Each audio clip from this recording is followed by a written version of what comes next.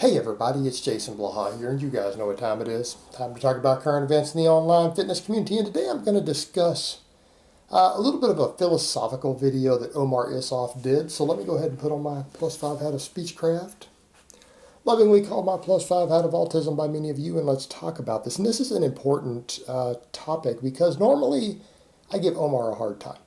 Lately, because he has been saying some really stupid crap lately, and it is bad. It's not useful. But in this one, he kind of came over to this whole topic of a lot of the information that's out there isn't necessarily good or bad information. It's just not correctly applied here in the fitness world.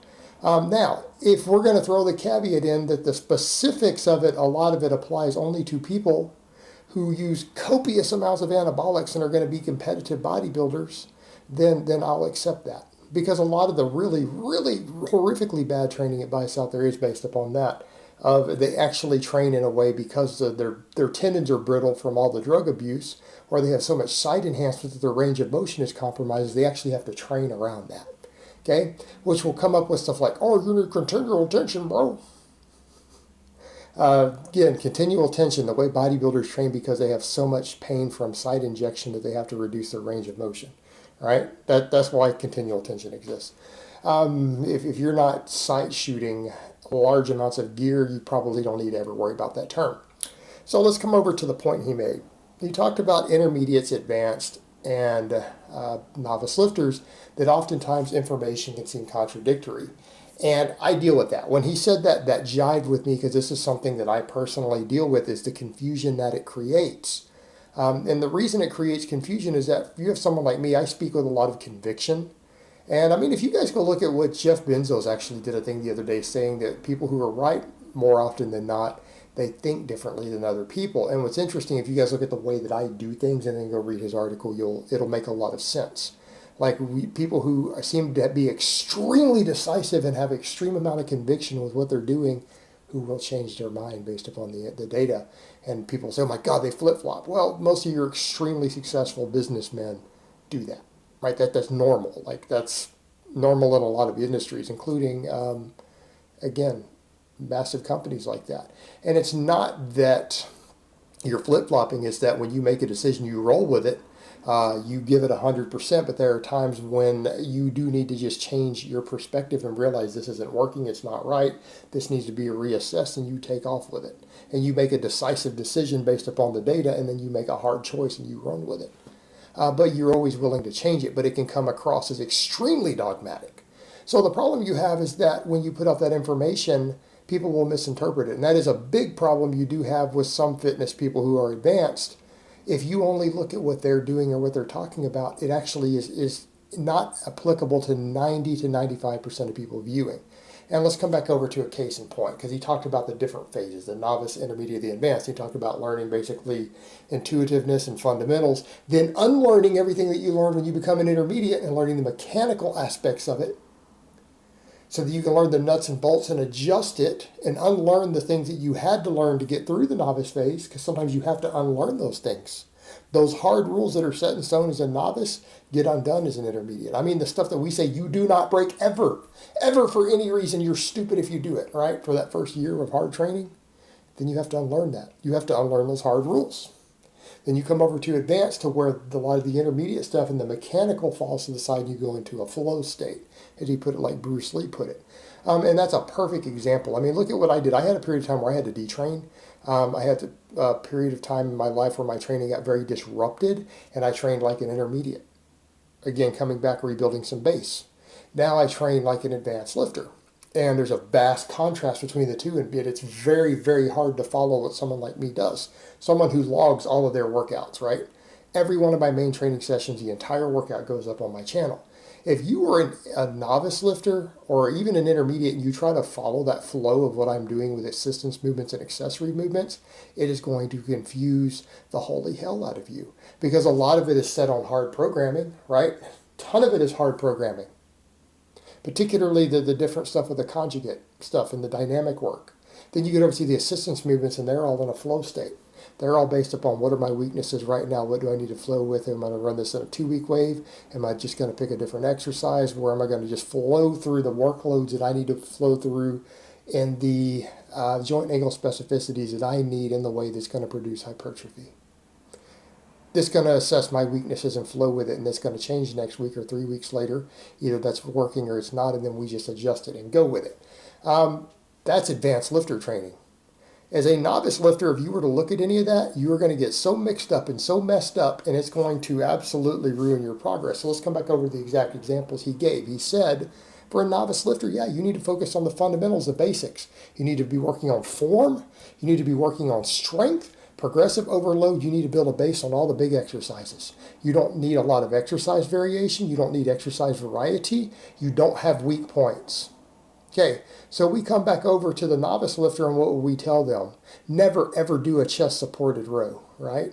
Why?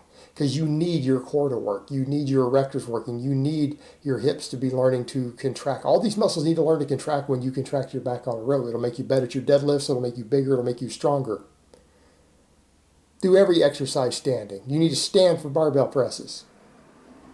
In fact, you don't need anything else for your shoulders other than barbell presses and maybe some face pulls. Standing presses, right? That's all you need. Pause bench. Don't ever touch and go your bench as a novice, right? You don't do it. Everyone should always pause bench all the time. Why do we say that? Because 90% of people are novices. 90% of you guys in the gym still can't even pause bench 225 for a few reps. You have no business doing touch and go. You damn sure have no business doing speed bench, and you have no business doing variations. I don't care what your long-term goals are. You don't have a base built.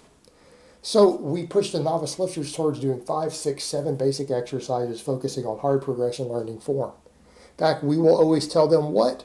You pick exercises that work the most muscle possible. Every single time. Every time. And that's the way that you train. Always. That's the hard rule. What happens? You become an intermediate. Well, that rule goes out the window, doesn't it? Now you have to balance this stuff. We tell novices you don't have weak points. There is no such thing as weak point training. You just get bigger and stronger. There is no such thing as a weak point on the squat. You're just weak at the squat. You're squatting 275 for reps. You're weak. Just get stronger. Add weight to the bar. Work on your form. Work on your programming for it. What happens when you're an intermediate? Oh man, there's a weak point on my squat. There's a weak point on my bench. There's a weak point. My upper chest needs more work. I might need to do some incline benching. I might need more quads to get my squat caught up. My quads are a weak link. You see the problem? That stuff doesn't exist as a novice. And you tell novices never ever even think about these things. Why? Because if a novice thinks about them, they're going to make slower gains. Because if you mix up and you put yourself in the wrong category, what happens? You're going to train in a way that's ineffective for your goal. So intermediate lifters actually have to work on understanding why things work the way they work. They have to start actually programming a bit. They might want to even start doing some periodization. They need to think in terms of weak points, because they have weak points now. And everything is programmed hard and fast. It's got set programming, and we learn the mechanical aspects of it. Why we pick weak point exercises.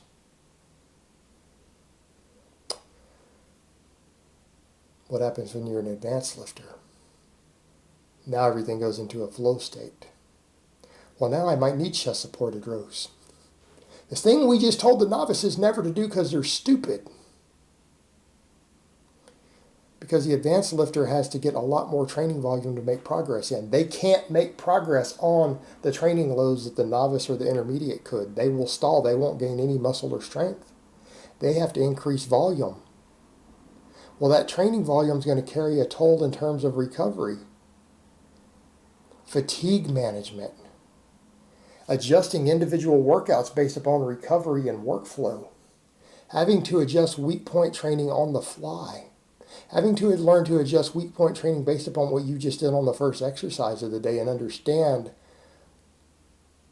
how that flows downstream and how to adjust it in the same session. Learning when to mix your hard programming with your soft programming together to make it flow. Using advanced periodization. Right? All this stuff, the things that would never ever work for the novice lifter that would hold them back, become the way to progress.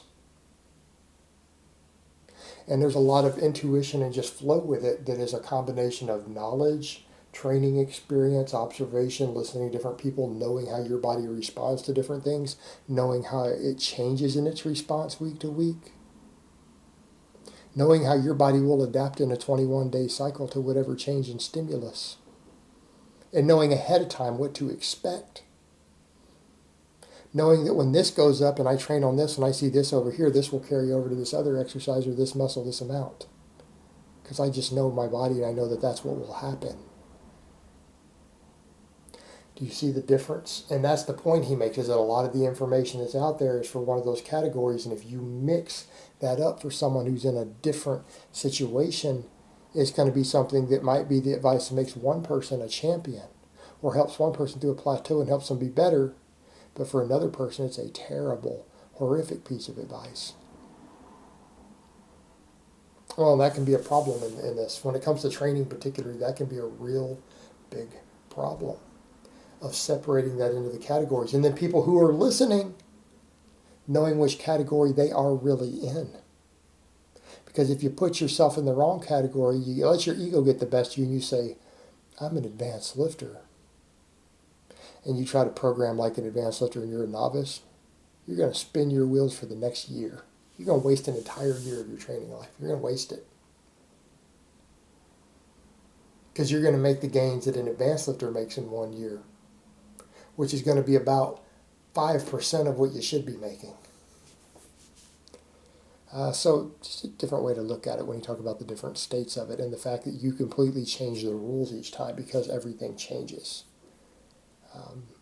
So I thought it was a good video on his part, and it spoke to me. I understood what he was trying to say. All right, guys, well, that's really all I have to say on that today. I hope it's been informative, and I will talk to you guys next time.